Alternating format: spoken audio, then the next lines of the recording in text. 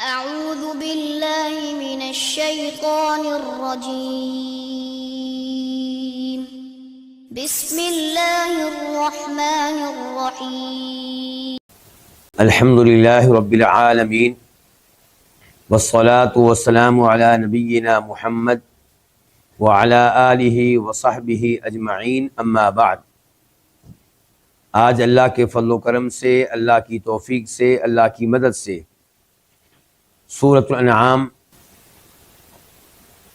اعوذ باللہ من الشیطان الرجیم بسم اللہ الرحمن الرحیم وَإِذَا جَاءَكَ الَّذِينَ يُؤْمِنُونَ بِآيَاتِنَا فَقُلْ سَلَامٌ عَلَيْكُمْ كَتَبَ رَبُّكُمْ عَلَى نَفْسِ الرَّحْمَةِ۔ اللہ رب العزت نے اس آیت سے پہلے، یعنی کہ آیت نمبر 54 سے پہلے، آیت نمبر 54 سے پہلے تذکرہ کیا ہے ان لوگوں کا جو نبی علیہ الصلوۃ والسلام کے پاس بیٹھتے تھے، مخلص صحابہ کرام تھے، جو عبادت کرتے تھے تو اللہ کو راضی کرنے کے لیے، اللہ کو خوش کرنے کے لیے۔ جبکہ مشرکین آپ کے پاس آئے، وہ چاہتے تھے کہ ان کو آپ کے قریب سے اٹھایا جائے، اگر یہ اٹھا دیے جائیں تب وہ آپ کے پاس بیٹھیں گے، آپ کی گفتگو سنیں گے۔ تو نبی علیہ الصلوۃ والسلام سوچ رہے تھے، اس موضوع کے اوپر غور کر رہے تھے کہ اللہ رب العزت نے آیت نمبر 52 نازل کی 52 کہ آپ نے ان لوگوں کو اپنے آپ سے دور نہیں کرنا۔ اس کے بعد اللہ تعالیٰ نے فرمایا آیت نمبر 53 میں 53 میں کہ ہم نے لوگوں کی آزمائش کی ہے، بعض کو بعض کے ذریعے آزمایا ہے۔ مراد یہ ہے کہ اللہ تعالیٰ نے ہدایت جیسی عظیم نعمت، ایمان جیسی عظیم نعمت ان لوگوں کو دی جن کو معاشرے میں معزز خیال نہیں کیا جاتا تھا۔ یہ چیز آزمائش کا باعث بن گئی۔ وہ جو بڑے بڑے چودھری تھے، بڑے بڑے سردار تھے، وہ کہنے لگے کہ اگر محمد کا لایا ہوا دین صلی اللہ علیہ وسلم سچا ہوتا، اللہ کی طرف سے ہوتا، تو ہم سب سے پہلے اس پہ ایمان لانے والے ہوتے۔ چونکہ ہم ایمان نہیں لائے اور یہ معاشرے کے گھٹیا لوگ، حقیر قسم کے لوگ یہ ایمان لائے ہیں، اس کا مطلب یہ ہے کہ یہ دین سچا نہیں ہے۔ اگر سچا دین ہوتا تو اللہ تعالیٰ ہمیں توفیق دیتے اس دین کو اپنانے کی۔ تو اللہ تعالیٰ نے کہا الیس اللہ بعالم بالشاکرین، کیا اللہ تعالیٰ کو اچھی طرح معلوم نہیں ہے کہ ہدایت کے قابل کون ہیں، کون ہے جن کے اوپر ایمان لانے کا احسان کرنا چاہیے، کون ہے جن کے اوپر یہ احسان کیا جائے گا تو وہ اس نعمت کی قدر کریں گے۔ اور اس آیت میں جو ابھی ہم پڑھنے جا رہے ہیں، یعنی کہ آیت نمبر 54 میں اللہ تعالیٰ کہتے ہیں وَإِذَا جَاءَكَ، اور جب آئیں کا آپ کے پاس، الذین وہ لوگ، یؤمنون جو ایمان لاتے ہیں، بآیاتنا ہماری آیتوں پہ، فقل تو آپ کہیں، سلام علیکم تمہارے اوپر سلامتی ہو، کتب ربکم تمہارے رب نے لازم کر دیا ہے، تمہارے رب نے لکھ دیا ہے، تمہارے رب نے فرض کر دیا ہے، علی نفسہ اپنے آپ پہ۔ کیا فرض کر دیا؟ الرحمت، رحم کرنا، مہربانی کرنا۔ انہ من عمل منکم سوءا بجہالہ، انہ یہ جو بھی ہم پڑھنے لگے ہیں یہ بدل ہے لفظ الرحمہ سے، یعنی کہ اللہ نے اپنے اوپر فرض کر دیا ہے کیا کرنا؟ رحم کرنا، مہربانی کرنا۔ اس مہربانی کی ایک شکل، ایک صورت کیا ہے کہ انہو، کہ بے شک بات یہ ہے، ہو ضمیر شان ہے، بے شک حقیقت یہ ہے، بے شک بات یہ ہے، بے شک شان یہ ہے کہ من عامل منکم سوءا بجہالہ، کہ جو تم میں سے کوئی برائی کرے، عاملہ کرے، منکم تم میں سے، سوءا کوئی برائی، بجہالۃ جہالت کے ساتھ، نادانی کے ساتھ، ثم تابا پھر توبہ کر لی، پھر رجوع کر لی، من بعدہ اس کے بعد، یعنی کہ وہ برائی کرنے کے بعد، وَأَصْلَحَ اور اصلاح کر لی، فَأَنَّهُ تو بے شک وہ کون؟ وہ اللہ، تو بے شک وہ غفور بہت بخشنے والا ہے، رحیم نہایت مہربان ہے۔ اللہ رب العزت اس آیت میں نبی علیہ الصلوۃ والسلام کو یہ حکم دے رہے ہیں کہ یہ جن کے بارے میں آپ سے مطالبہ کیا گیا تھا کہ ان کو اپنی مجلس سے آپ نکالیں، ان کو یہاں سے دور کریں، تب ہم آپ کے پاس بیٹھیں گے، یہ اتنے عظیم لوگ ہیں کہ یہ ہماری ایک ایک آیت پہ ایمان لاتے ہیں، تو جب یہ آئیں تو آپ نے ان سے کہنا سلام علیکم، کہ اللہ کی طرف سے تمہارے اوپر سلامتی نازل ہو۔ آپ نے ان سے کہنا ہے کہ اللہ تمہیں سلامت رکھے، محفوظ رکھے ہر عذاب سے، ہر مصیبت سے، ہر پریشانی سے۔ کتب ربکم علی نفسہ الرحمہ، آپ نے ان کو یہ خوشخبری سنانی ہے کہ تمہارے رب نے اپنے اوپر لازم کر دیا، فرض کر دیا۔ کیا فرض کر دیا؟ کہ وہ کیا کرے گا؟ وہ لوگوں پہ رحم کرے گا، لوگوں پہ مہربانی کرے گا، لوگوں کے ساتھ رحمت کا معاملہ کرے گا، اور یقیناً اللہ کی رحمت برس رہی ہے ہر انسان پہ، مسلمانوں پہ بھی اور کافروں پہ بھی۔ مسلمانوں پہ اللہ کی رحمت کیا ہے کہ اللہ نے ان کو ایمان لانے کی توفیق دی ہے، اللہ رب العزت نے ان کو جنت کے راستے پہ لگا دیا ہے، اللہ ان کو رزق دے رہا ہے، اللہ نے صحت دے رکھی ہے۔ اور کافروں پہ اللہ کی رحمت دیکھیے کہ اللہ کفر کے باوجود، شرک کے باوجود ان کو رزق دے رہا ہے، ان کو اولاد دے رہا ہے، ان کو مال دے رہا ہے، اور سب سے بڑی رحمت یہ ہے کہ اللہ ان کے کفر و شرک پہ ان کو فوراً عذاب نہیں دیتا، مہلت دیتا ہے تاکہ توبہ کر لیں، تاکہ اللہ سے رجوع کر لیں، تاکہ اللہ سے معافی مانگ لیں۔ یہ اللہ کا کتنا بڑا انعام ہے، یہ اللہ کی کتنی بڑی رحمت ہے۔ لیکن روز قیامت اللہ کی رحمت خاص ہوگی کن کے لیے؟ متقین کے لیے، مؤمنین کے لیے۔ روز قیامت اللہ کی طرف سے کافروں پہ کوئی رحمت نہیں ہوگی۔ فَسَأَكْتُبُهَا لِلَّذِينَ يَتَّقُونَ وَيُؤْتُونَ الزَّكَاةَ وَالَّذِينَ هُمْ بِآيَاتِنَا يُؤْمِنُونَ۔ اللہ تعالی نے کہا کہ ان قریب میں اپنی رحمت خاص کر دوں گا ان لوگوں کے لیے جو ایمان لاتے ہیں، زکوٰۃ وغیرہ ادا کرتے ہیں، تقوی اختیار کرتے ہیں۔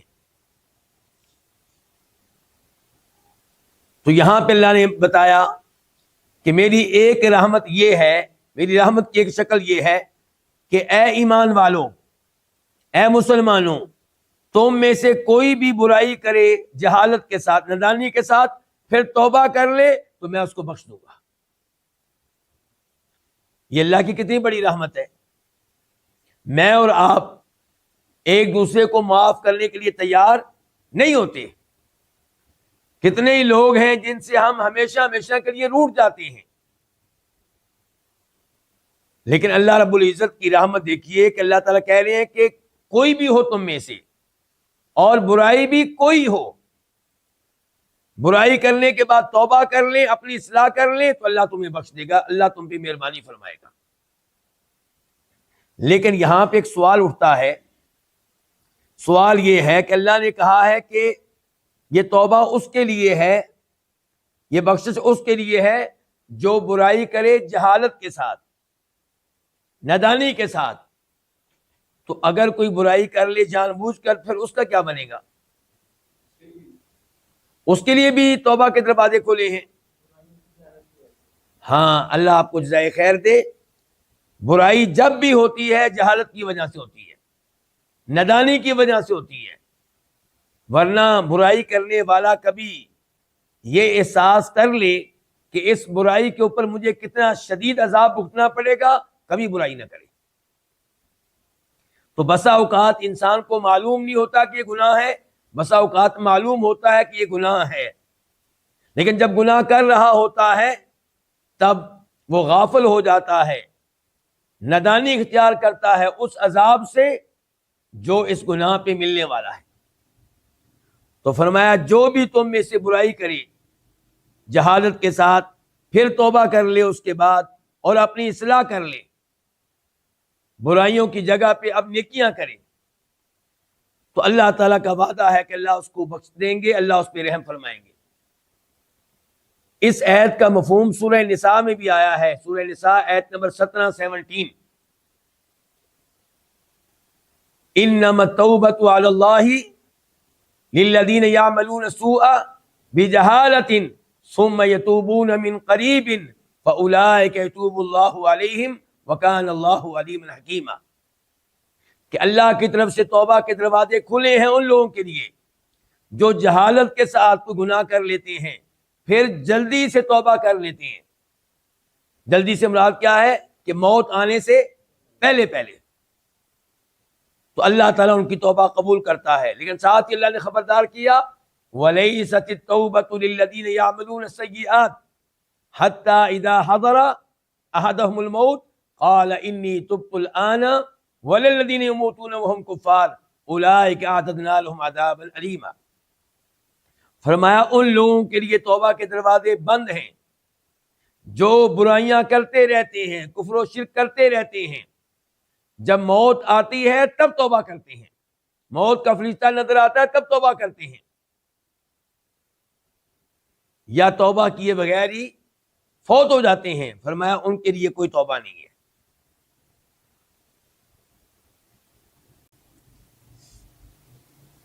آیت نمبر 55 وَكَذَلِكَ اور اسی طرح نفصل الآیات ہم کھول کر بیان کرتے ہیں، الآیاتی آیتیں، الآیات جمع آیت ان کی، مراد قرآن کریم کی آیتیں، اور اسی طرح ہم کھول کر بیان کرتے ہیں آیتیں۔ اسی طرح کس طرح؟ جس طرح پیچھے ہم نے احکام و مسائل بیان کیے ہیں، اسی طرح ہم کھول کر بیان کرتے ہیں آیتیں، وَلِتَسْتَبِينَ اور تاکہ خوب واضح ہو جائے۔ خوب معنی کیوں کیا؟ کیونکہ اس میں سین آئی ہے، تو سین کا کوئی نہ کوئی معنی کیا جائے گا، تو یہاں پہ سین مبالغے کے لیے ہوگی۔ وَلِتَسْتَبِينَ اور تاکہ خوب واضح ہو جائے، سبیل المجرمین مجرموں کا راستہ۔ ہم آیتیں کھول کر بیان کرتے ہیں تاکہ لوگ ان کو قبول کریں، ان پہ ایمان لائیں، ان کے مطابق عمل کریں، اور ہم کھول کر آیتیں اس لیے بھی بیان کرتے ہیں تاکہ مجرموں کا راستہ واضح ہو جائے اور لوگ مجرموں کے راستے سے اجتناب کریں، اس سے دور رہیں۔ اس سے پتہ چلا کہ مجرموں کے راستے کا بھی خوب علم ہونا چاہیے۔ جسے مجرموں کے راستے کا پتہ نہیں ہوگا، خطرہ یہ ہے کہ وہ اس راستے پہ چل نکلے گا، کیونکہ اس کو پتہ ہی نہیں کہ مجرموں کا راستہ ہے۔ تو اس سے نصیحت کیا ملی مجھے اور آپ کو؟ کہ ہمیں پتہ ہونا چاہیے کون کون سی چیزیں شرک ہیں، کون کون سے الفاظ شرکیہ ہیں، کون کون سے امور بدعت ہیں، کون کون سے امور کبیرہ گناہ ہیں۔ جب ہمیں ان چیزوں کا بخوبی علم ہوگا تو تب ہم ان چیزوں سے بچ سکیں گے۔ اسی لیے علماء کرام نے ایسی کتب لکھی ہیں جن کتب میں امور جاہلیت کو بیان کیا گیا ہے تاکہ لوگ ان سے دور رہیں۔ امام محمد بن عبد الوہاب رحمہ اللہ کی کتاب ہے مسائل الجاہلیہ، کہ وہ کون سے مسائل ہیں جو جاہلی لوگوں کے مسائل ہیں جن کے اوپر چلتے تھے زمانے کفر کے لوگ۔ کتاب لکھنے کا مقصد کہ مسلمان ان مسائل سے، ان امور سے دور رہیں۔ اور یہاں پہ بھی اللہ تعالیٰ کہہ رہے ہیں وَلِتَسْتَبِينَ سَبِيلُ الْمُجْرِمِينَ، اور تاکہ خوب واضح ہو جائے مجرموں کا راستہ۔ آیت نمبر 56 اللہ تعالیٰ کہتے ہیں قل، آپ کہہ دیں، انی بے شک میں، نہیت مجھے منع کیا گیا ہے، مجھے روکا گیا ہے، ان اعبدا اس بات سے، ان کے اعبدا میں عبادت کروں، الذین ان لوگوں کی، تدعون جن کو تم پکارتے ہو من دون اللہ اللہ تعالیٰ کے علاوہ. قل آپ کہہ دیں لا اتبع میں پیروی نہیں کروں گا، میں پیچھے نہیں چلوں گا، اہواءکم تمہاری خواہشات کے. اہوا جمع ہے ہون کی، خواہشات خواہشات نفس. قد تحقیق ضللت میں گمراہ ہو گیا، میں گمراہ ہو جاؤں گا. اذن تب اس وقت، وما انا اور میں نہیں ہوں گا، ما نافیہ نہیں، اور میں نہیں ہوں گا من المہتدین ہدایت پانے والوں میں سے. اللہ رب العزت یہاں پہ نبی علیہ الصلوۃ والسلام کو حکم دے رہے ہیں کہ آپ لوگوں کو یہ بات بتائیں کہ مجھے منع کر دیا گیا ہے اس بات سے کہ میں ان لوگوں کی عبادت کروں جن کو تم اللہ کے علاوہ پکارتے ہو. عیسیٰ علیہ السلام، عزیر علیہ السلام اور دیگر بزرگ جو گزر چکے تھے، جن جن کو تم پکارتے ہو اللہ تعالیٰ کے علاوہ، مجھے ان کی عبادت سے منع کیا گیا ہے. پتہ چلا غیر اللہ کو پکارنا، غیر اللہ سے دعا کرنا، یہ ان کی عبادت ہے. اور جب آپ غیر اللہ کو پکارتے ہیں تو آپ ان کی عبادت کر رہے ہوتے ہیں، اس لیے ان کو پکارنا شرک ہے. یا اللہ مدد کا نعرہ لگائیں اور اسی پہ اکتفا کریں. یا رسول اللہ مدد کا نعرہ نہیں لگایا جائے گا، یا علی مدد کا نعرہ نہیں لگایا جائے گا، کیونکہ یا علی مدد کا مطلب یہ ہوگا کہ آپ جناب علی کو پکار رہے ہیں، ان کو غیبی طاقتوں کا مالک سمجھ کر آپ انہیں پکار رہے ہیں کہ اے علی ہماری مدد کریں. تو یہ غیر اللہ سے دعا کرنا کیا ہے؟ شرک ہے. قل لا اتبع اہواءکم آپ ان سے کہہ دیں کہ میں تمہاری خواہشات نفس کے پیچھے نہیں چلوں گا. تم چاہتے ہو کہ میں اللہ کی بھی عبادت کروں اور ان کی عبادت بھی کروں جن کی تم عبادت کرتے ہو، لات، عزا، ہبل، لیکن میں تمہاری یہ خواہش پوری نہیں کروں گا.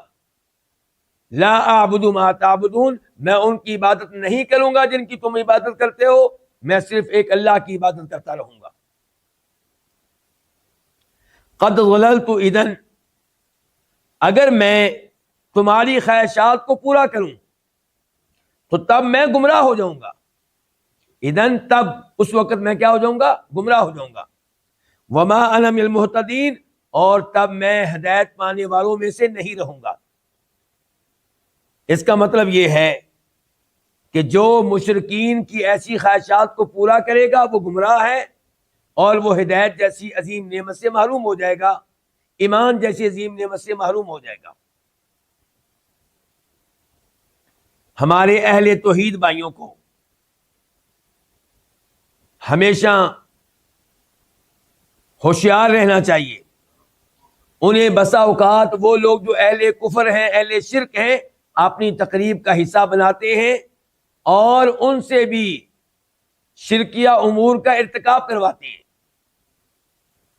تو ہمارے اہل توحید بھائیوں کو خبردار رہنا چاہیے اور ایسی تقریبات کا حصہ بننے سے بچنا چاہیے، الا یہ کہ وہاں جانے کا مقصد توحید بیان کرنا ہو.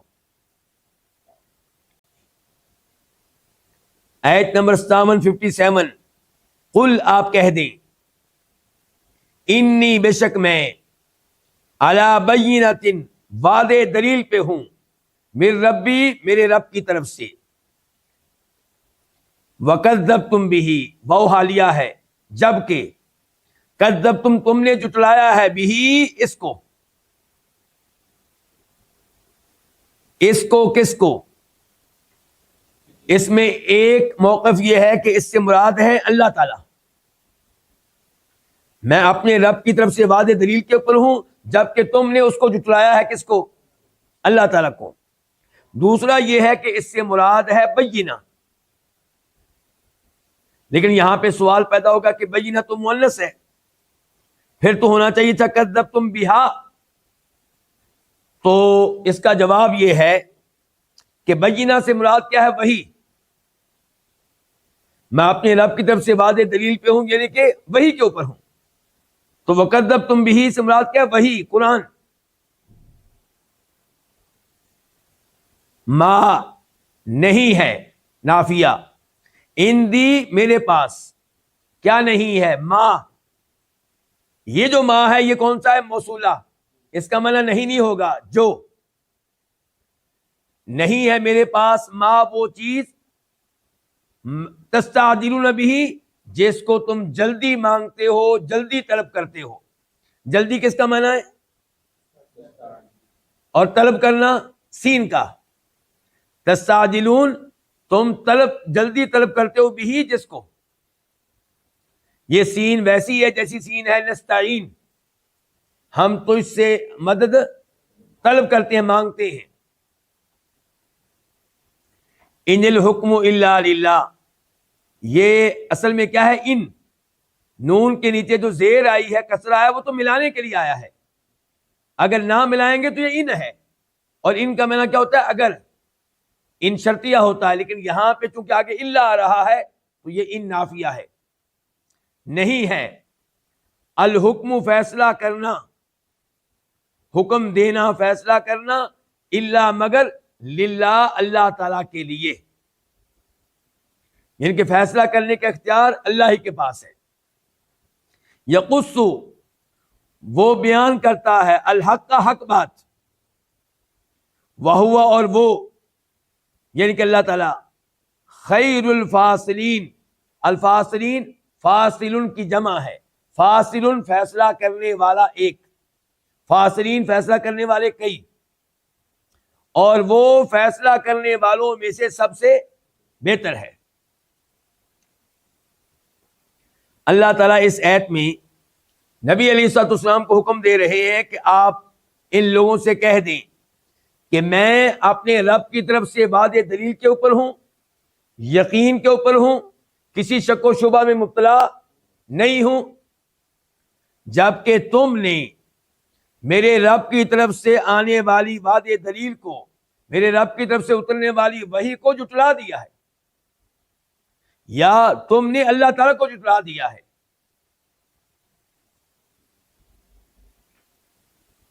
جہاں تک تعلق ہے تمہارے اس مطالبے کا کہ تم ہمیں دھمکیاں دیتے ہو، وارننگ دیتے ہو کہ اللہ کا عذاب آئے گا، تو لے آؤ اللہ کا عذاب.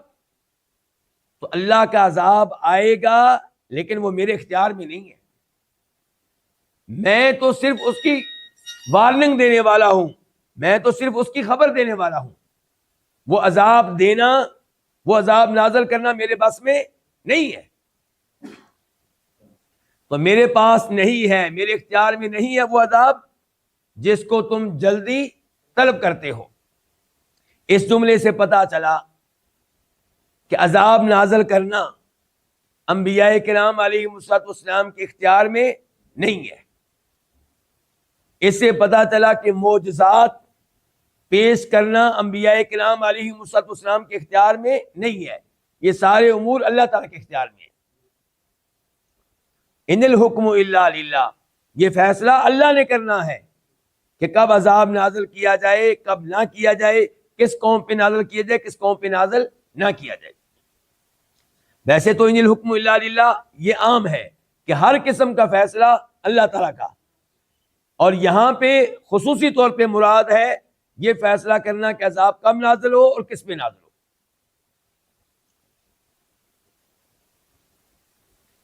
وہ لوگ اللہ کا عذاب طلب کرتے تھے، اللہ کے عذاب اور آپ کی وارننگ کا مذاق اڑاتے ہوئے.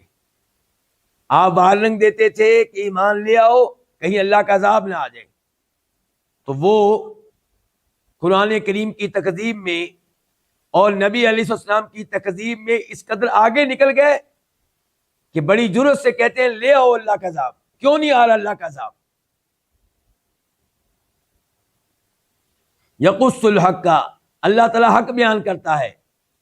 اگر اللہ نے کہا ہے کہ دنیا میں عذاب آئے گا، اللہ نے کہا کہ آخرت میں حساب ہوگا، تو اللہ کی ایک بات کیا ہے؟ حق ہے.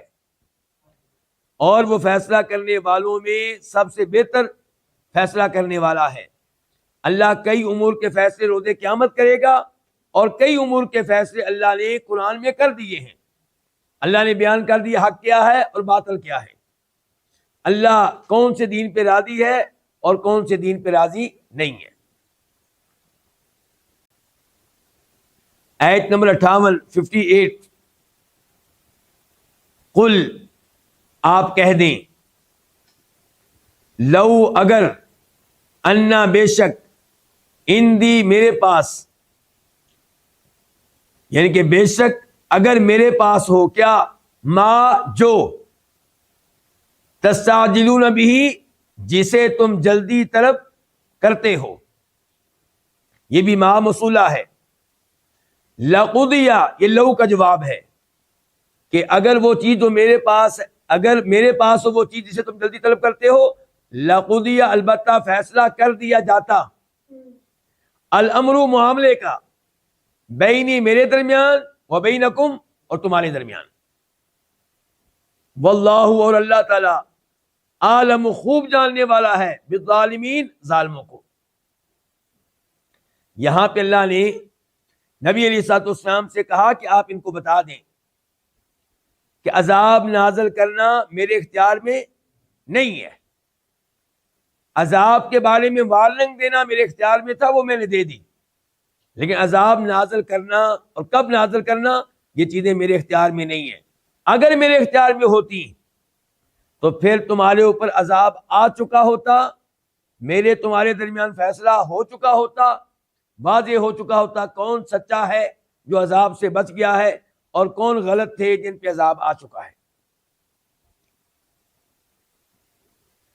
اللہ تعالیٰ ظالموں کو خوب جانتا ہے، وہ جب چاہے گا ان پہ عذاب نازل کرے گا.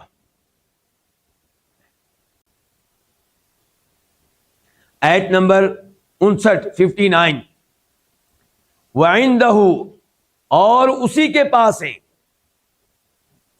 مفاتیح الغیب غیب کی چابیاں. مفاتح جمع ہے مفتاح کی، مفتاح ایک چابی کو کہتے ہیں، مفاتح چابیاں. لا نہیں، یعلم جانتا ہے، ہاں ان کو، کن کو، غیب کی چابیوں کو، الا مگر، ہوا وہی، یعنی کہ اس کے علاوہ غیب کی چابیوں کو کوئی نہیں جانتا. وَيَعْلَمُ اور وہ جانتا ہے، ما یہ موصولہ ہے، ہر اس چیز کو، فی البری جو خشکی میں ہے، خشکی پہ ہے، والبحری اور جو سمندر میں ہے، تری میں ہے.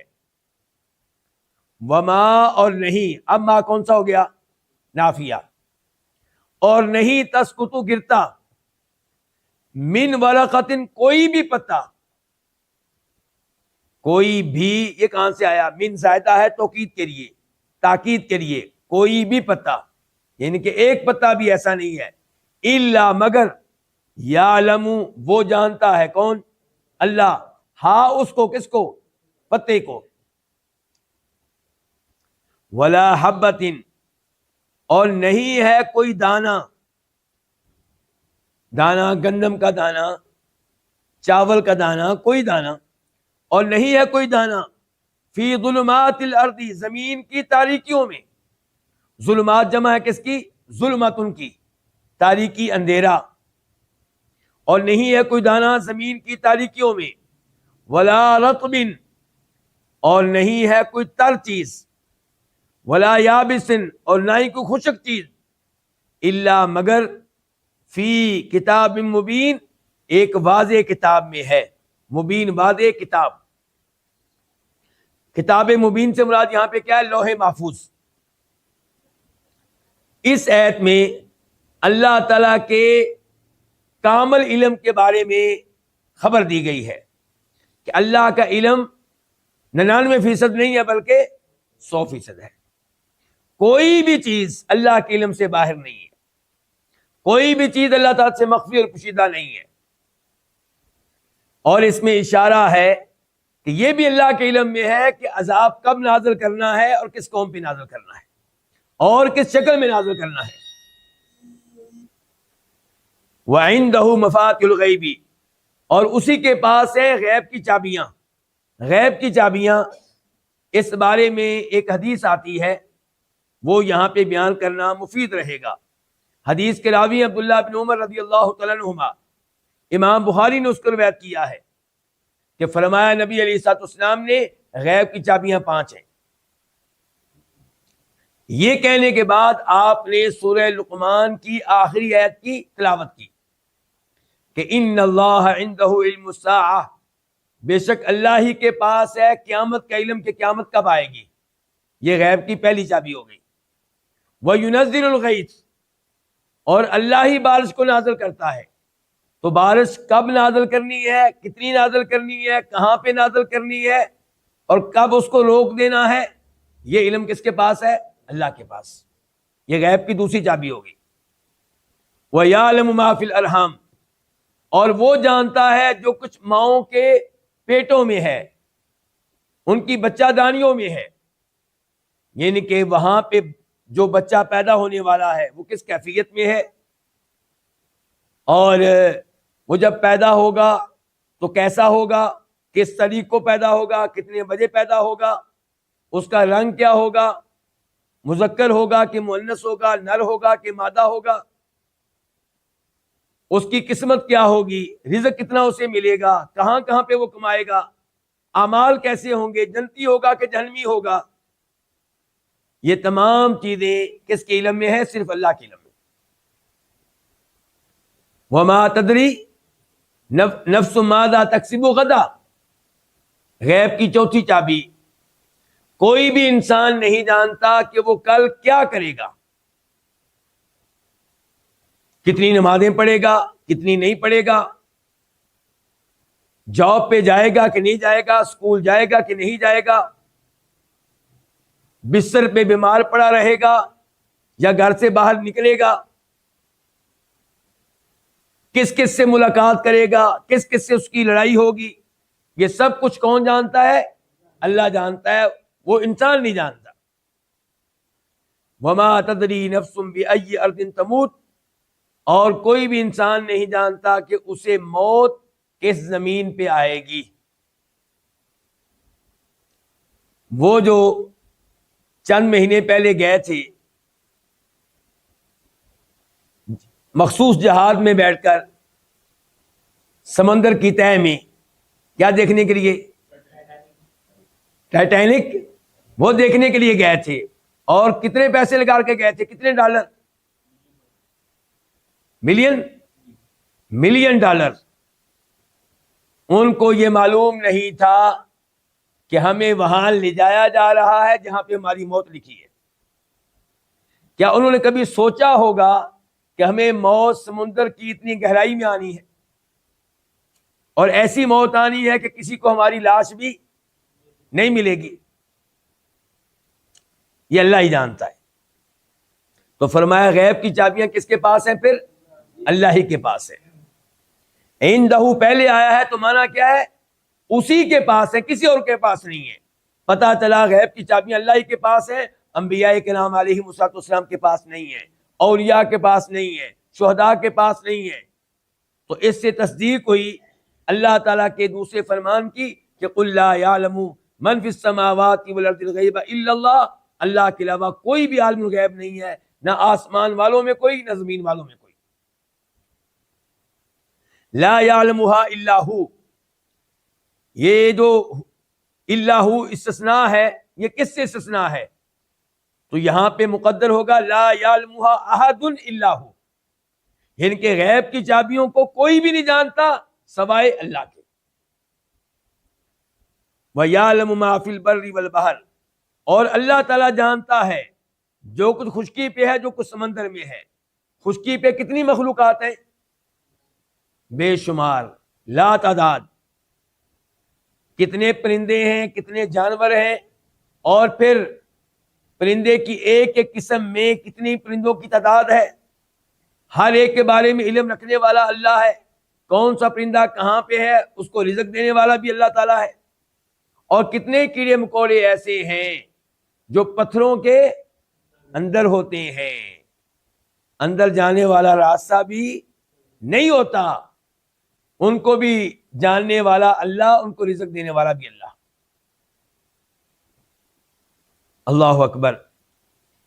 سمندر میں کتنی مخلوقات ہیں, سب کے بارے میں علم رکھنے والا اللہ, سب کو رزق دینے والا اللہ. یہ ہے اللہ کا علم. وما تسقط من ورقۃ الا یعلمها. دنیا میں معلوم نہیں کہ کتنے درخت ہیں, اور ایک درخت کے اوپر معلوم نہیں کتنے پتے ہیں. اللہ تمام درختوں کے بارے میں علم رکھتا ہے, تمام پتوں کے بارے میں بھی, اور جب کوئی پتا گرتا ہے ایک ایک پتا اللہ کے علم میں ہوتا ہے. درخت کا مالک نہیں جانتا کہ میرے درخت کے اوپر کتنے پتے ہیں. وہ سویا ہوا, اسے نہیں پتا کہ رات کو کب کون سا پتا گر رہا ہے, لیکن اللہ کے علم میں ایک ایک پتا ہے. وَلَا حَبَّةٍ فِي ظُلُمَاتِ الْأَرْضِ. زمین کی تاریکیوں میں کتنے دانے کسانوں نے بوئے ہیں, کسان نہیں جانتے, اللہ جانتا ہے. اور کون سا دانہ زمین کی تاریکی میں کس حالت میں ہے, کب وہ پودا بن کر باہر نکلے گا, زمین کو پھاڑ کر باہر آئے گا, اللہ ہی جانتا ہے. وَلَا رَطْبٍ وَلَا يَابِسٍ. کوئی بھی چیز ہو, خشک ہے یا تر, ایک ایک چیز اللہ کے علم میں بھی ہے, بلکہ اللہ نے اس کو تحریری شکل دے رکھی ہے, لوح محفوظ میں لکھی ہوئی ہے. تقدیر کے کتنے مراتب ہیں؟ 4. ان میں سے ایک یہ کہ اللہ ایک ایک چیز کے بارے میں علم رکھتا ہے, اس کا تذکرہ بھی اس آیت میں آ گیا. اور تقدیر کا دوسرا مرتبہ یہ ہوتا ہے کہ ایک ایک چیز کو اللہ نے لکھوا رکھا ہے, اس کا تذکرہ بھی اس آیت میں آ گیا. تو تقدیر کے 2 مرتبے یہاں ذکر ہو چکے. تقدیر کا تیسرا مرتبہ کیا ہوتا ہے؟ مشیت, کہ جو کچھ بھی ہو رہا ہے اللہ کی مشیت سے ہو رہا ہے. اللہ کی مشیت کے بغیر کوئی پتا گر نہیں سکتا. اللہ کی مشیت کے بغیر کوئی دانہ زمین سے باہر پودا بن کر نہیں آ سکتا. اللہ کی مشیت کے بغیر کوئی کسان ایک دانہ بو نہیں سکتا. جو کچھ ہو رہا ہے اللہ کی مشیت سے ہو رہا ہے. یہ ہے تقدیر کا تیسرا مرتبہ. اور تقدیر کا چوتھا مرتبہ یہ ہے کہ ایک ایک چیز کا خالق اکیلا اللہ ہے, اللہ کے علاوہ کوئی بھی خالق نہیں ہے. یہ تقدیر کے 4 مرتبے ہیں. جو چاروں پہ ایمان لائے گا وہ مومن ہے, جو کسی ایک کا انکار کرے گا وہ مسلمان نہیں ہے. یہ آیت مجھے اور آپ کو پیغام دے رہی ہے کہ میری اور آپ کی ایک ایک حرکت اللہ کے علم میں ہے. تو اللہ سے ہم ڈر جائیں, گناہ ترک کر دیں, اللہ سے ڈر جائیں اور نیکیوں میں اضافہ کریں, تاکہ ہمیں دیکھنے والا اللہ ہم پہ راضی ہو جائے.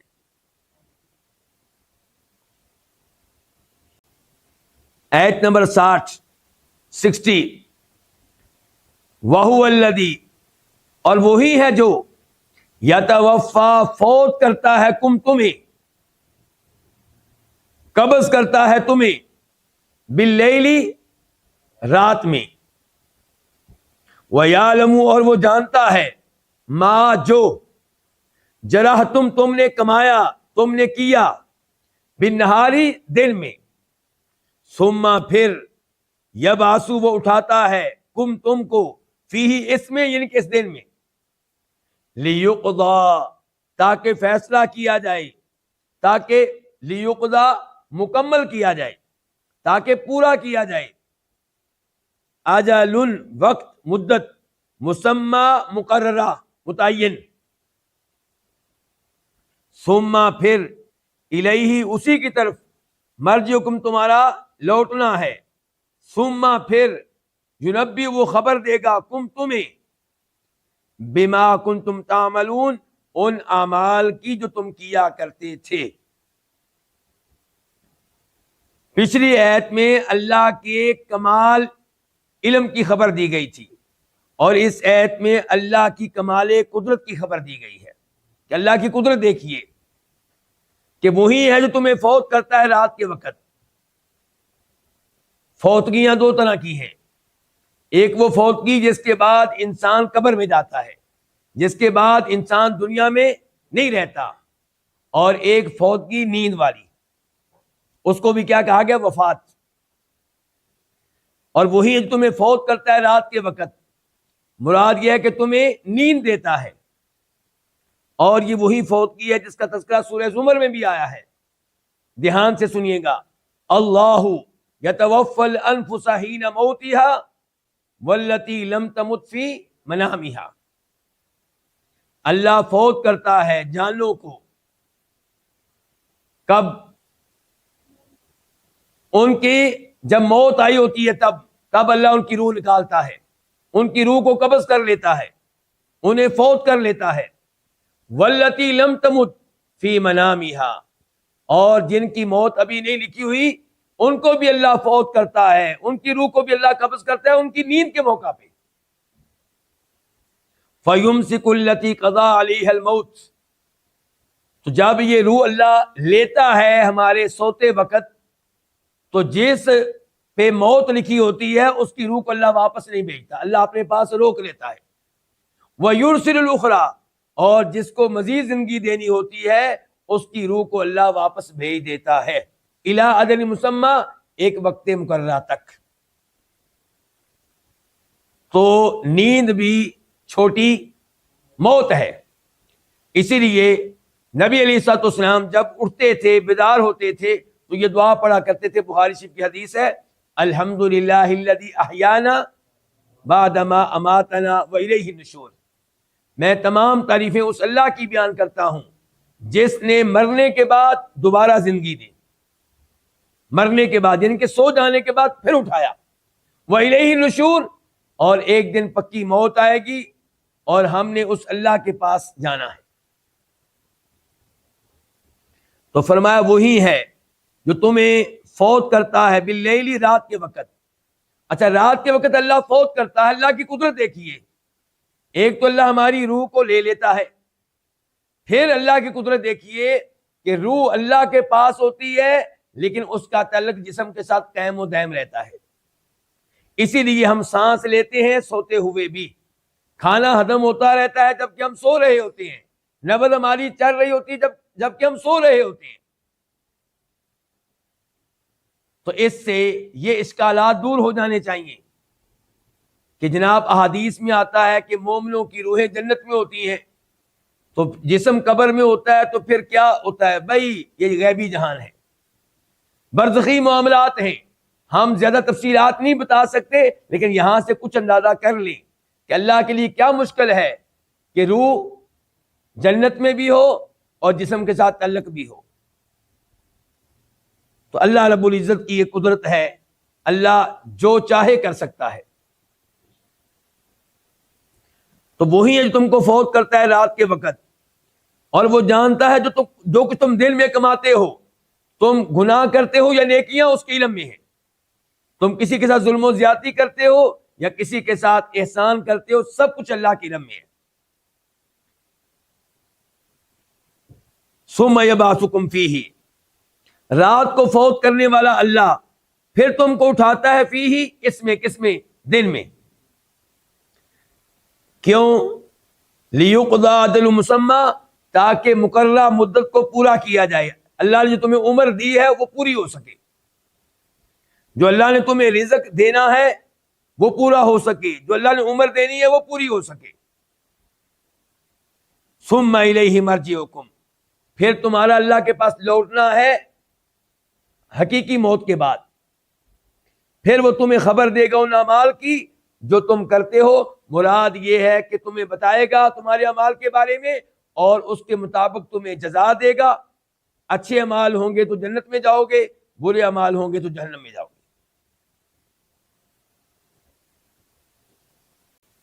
آیت نمبر 61 وَهُوَ الْقَاهِرُ فَوْقَ عِبَادِهِ، اور وہ غالب ہے، اور وہی غالب ہے. القاہر کا معنی کیا ہے؟ غالب. اور وہی غالب ہے فوق عبادہ، اپنے بندوں پہ. وَيُرْسِلُ، اور وہ بھیجتا ہے علیکم، تم پہ، حافظتاً، کئی محافظ. حافظہ یہ جمع ہے کس کی؟ حافظن کی.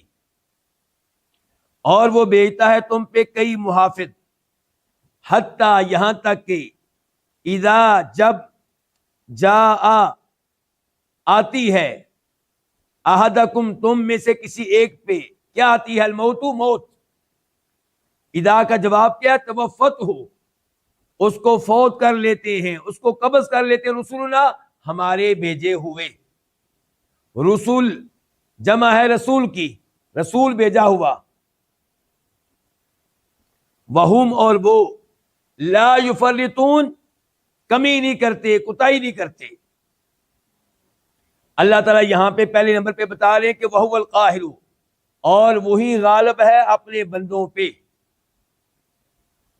کوئی ایسا بندہ نہیں ہے جو اللہ کو عاجز کر سکے، جو اللہ کو مغلوب کر سکے. اللہ سب پہ غالب ہے. اگر کوئی گناہ کرتا ہے تو اس کے پیچھے بھی اللہ کی مشیت ہے. اللہ نے خود ہی انسانوں کو قوت دی، ارادہ دیا، اختیار دیا. نیک اعمال کرنے ہیں نیک اعمال کر لو، گناہ کرنے ہیں گناہ کر لو. بتا دیا گناہ کرو گے سزا ملے گی، نیکیاں کرو گے انعام ملے گا. لیکن ایسا نہیں ہے کہ کوئی انسان اللہ کو نعوذ باللہ عاجز کر دے، بے بس کر دے، مغلوب کر دے، ناکام کر دے، شکست دے دے اور گناہ کر لے. نہیں، جو گناہ ہوتا ہے اس کے پیچھے اللہ کی مشیت ہے. اور دوسرا ان الفاظ سے پتا چلا کہ اللہ تعالیٰ اپنے بندوں کے اوپر ہے، قدرت کے لحاظ سے، رتبے کے لحاظ سے اللہ اپنے بندوں کے اوپر ہے. اور اسی طرح اللہ تعالیٰ ذاتی طور پہ بھی بندوں کے اوپر ہے. وَيُرْسِلُ عَلَيْكُمْ حَفَظًا، اور وہ بھیجتا ہے تم پہ کئی محافظ. یہاں پہ مراد فرشتے ہیں. اللہ تعالیٰ فرشتے بھیجتا ہے کبھی ہمارے اعمال کی حفاظت کے لیے، ہمارے اعمال لکھنے کے لیے، نوٹ کرنے کے لیے. وَإِنَّ عَلَيْكُمْ لَحَافِظِينَ كِرَامًا كَاتِبِينَ يَعْلَمُونَ مَا تَفْعَلُونَ، سورہ انفطار. اور کبھی اللہ بھیجتا ہے محافظ فرشتے ہمیں ان مصیبتوں سے بچانے کے لیے، ان آفات سے بچانے کے لیے جو ہماری تقدیر میں نہیں لکھی ہوئی. لَهُ مُعَقِّبَاتٌ مِّن بَيْنِ يَدَيْهِ وَمِن خَلْفِهِ يَحْفَظُونَهُ مِنْ أَمْرِ اللَّهِ. اللہ کے فرشتے ہیں، انسان کے آگے ہوتے ہیں، انسان کے پیچھے ہوتے ہیں، یکے بعد دیگرے آتے ہیں. کیوں آتے ہیں یا اللہ؟ فرمایا وہ انسان کی حفاظت کرتے ہیں اللہ کے حکم سے.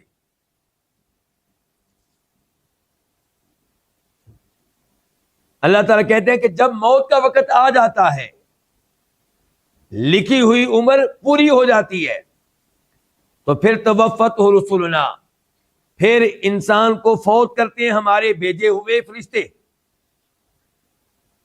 تو روح قبض کرنے والا فرشتہ ایک ہے کہ کئی ایک ہیں؟ اللہ تعالیٰ کہتے ہیں سورہ سجدہ میں قُلْ يَتَوَفَّاكُمْ مَلَكُ الْمَوْتِ الَّذِي وُكِّلَ بِكُمْ، تمہاری روح کو قبض کرتا ہے موت کا وہ فرشتہ جو تم پہ مقرر کیا گیا ہے. اور اس کا نام کیا ہے؟ اسرائیل مشہور ہے، لیکن صحیح بات یہ ہے کہ یہ کسی آیت میں نہیں آیا، نہ کسی صحیح حدیث سے یہ نام ثابت ہے. تو اسرائیل کہنا چھوڑ دیں، کیا کہا کریں؟ موت کا فرشتہ. لیکن اس ایسے پتہ چل رہا ہے جو ہم ابھی پڑھ رہے ہیں موت کے فرشتے تو کئی ہیں. تو جواب یہ ہے کہ روح قبض کرنے والا فرشتہ ایک ہے، البتہ اس کے معاون فرشتے، مددگار فرشتے کئی ایک ہیں. جب کسی انسان کی روح قبض ہونا ہوتی ہے تو وہاں پہ معاون فرشتے بھی پہنچ جاتے ہیں. وہ یا تو رحمت کے فرشتے ہوتے ہیں یا عذاب کے فرشتے. اگر مرنے والا اچھا انسان ہے تو اس کی روح کو قبض کرنے کے لیے کفن لے کر آتے ہیں، کہاں سے؟ جنت سے. اور اگر برا انسان ہے تو پھر اس کے لیے کوئی چیز لائی جاتی، کہاں سے؟ جہنم سے. تو یا رحمت کے فرشتے آئیں گے یا عذاب کے فرشتے. اور جو ہی موت کا فرشتہ روح قبض کرتا ہے اس سے یہ والے فرشتے روح کو اپنے کنٹرول میں لے لیتے ہیں.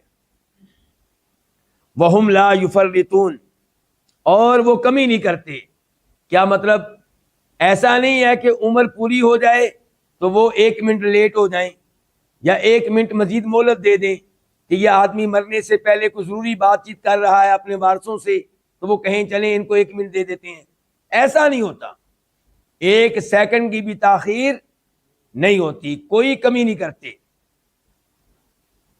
نہ پہلے آ کے روح قبض کرتے ہیں اور نہ ہی لیٹ کرتے ہیں. کوئی کمی نہیں کرتے.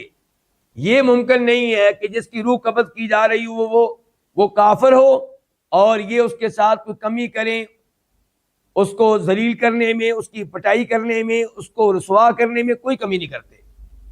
اور اگر مومن بندہ ہے, نیک بندہ ہے, تو اس کی عزت کرنے میں بھی کوئی کمی نہیں کرتے.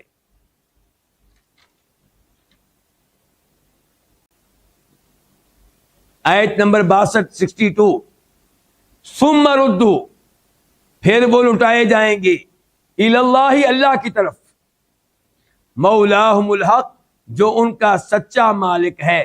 مولا کا معنی یہاں پہ ہم نے کیا کیا ہے؟ مالک. الحق سچا. الا, خبردار, لہ الحکم, اسی کے لیے ہے فیصلہ کرنا. وہو, اور وہ, اسرع, سب سے تیز ہے, الحاسبین, الحاسبین حاسب کی جمع, حساب کرنے والا, حساب کرنے والے, اور وہ تمام حساب کرنے والوں میں سب سے تیز ہے, اور وہ تمام حساب کرنے والوں میں سب سے زیادہ جلدی کرنے والا ہے. اس آیت میں اللہ نے بتایا کہ فوت ہونے کے بعد کیا ہوتا ہے. فرمایا فوت ہونے کے بعد ایک دن ان کو قبروں سے اٹھایا جائے گا اور ان کو جمع کیا جائے گا اللہ کے سامنے, ان کو لٹایا جائے گا اللہ کی طرف, وہ اللہ جو ان کا سچا مالک ہے, جس کے ہاتھ میں ہے لوگوں کے تمام امور, جو لوگوں کے سبھی امور کی تدبیر کرتا ہے. کسی کو بیٹا دینا, کسی کو بیٹی دینا, کسی کو رزق دینا, کسی سے رزق واپس لے لینا, کسی کو عزت دینا, کسی کو ذلیل کر دینا, کسی کو بادشاہ بنا دینا, کسی کو اقتدار سے محروم کر دینا, تمام امور اس کی ملکیت میں ہے. الا لہ الحکم, تو فیصلہ اسی کا چلے گا, وہ روز قیامت فیصلے کرے گا. کس کو کب فوت کرنا ہے یہ بھی فیصلہ اسی کا, کس کو کیسی موت دینی یہ بھی فیصلہ اسی کا, اور کس کو جنت میں بھیجنا ہے کس کو جہنم میں یہ بھی فیصلہ اسی کا.